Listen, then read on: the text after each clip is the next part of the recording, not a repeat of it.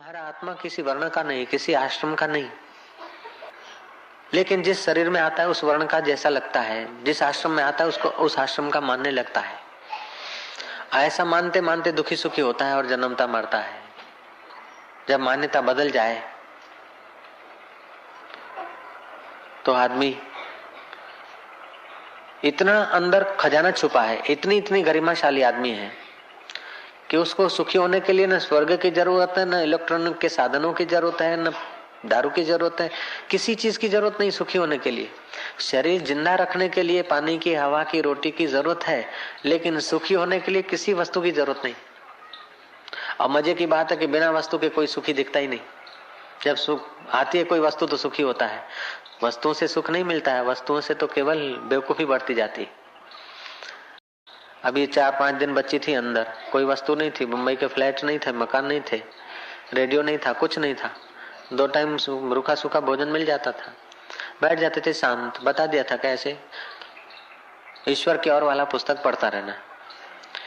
वो पढ़ती रही ईश्वर की ओर वाला पुस्तक, योग वशिष्ठ। कह दिया था कि शांत होने के अभ्यास करना। तो यहाँ आई, वो जो शांति सुख मिला तो एकदम इतना भाव में भर गए कि पैर दबा रहे थे।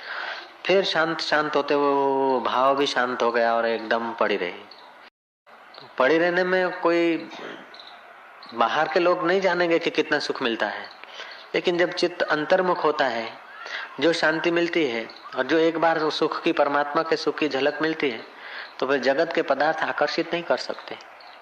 एक बार तुमको सम्राट पद मिल जाए, एक बार तुम खीर खा लो तो भिखारन के टुकड़े तुम्हें आकर्षित नहीं करेंगे। एक बार तुम सम्राट बन जाओ, राजाधिराज, तो फिर पटावाला की नौकरी तुम्हें आकर्षित नहीं करेगी। ऐसे ही मन को एक बार परमात्मा का सुख मिल जाए, सीधे सीधे मिले, जानकर मिले या अनजाने में मिले, एक बार ध्यान का सुख मिल जाए, एक बार परमात्मा का मौन होते होते परमात्मा शांति का सुख मिल जाए, तो फिर मन तुम्हें धोखा नहीं देगा। मन का स्वभाव है, जहां उसको झलक मिल जाती है उसी का चिंतन करता है, उसी के पीछे तुमको दौड़ाता है। तो जगत में जो झलकें मिलती है वो अज्ञानवश इंद्रियों के द्वारा मिलती है, इसलिए अज्ञानवश बेचारे जीव भागे जाते हैं।